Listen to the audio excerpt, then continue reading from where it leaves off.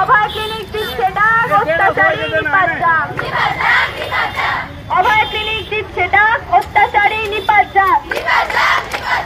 মনে রেখো আমরা নারী, সাবধান হও অত্যাচারী।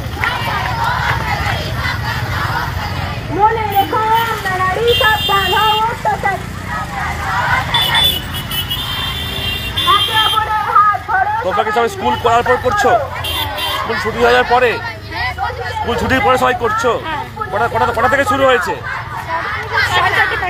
তোমরা কোন স্কুলে পড়ো?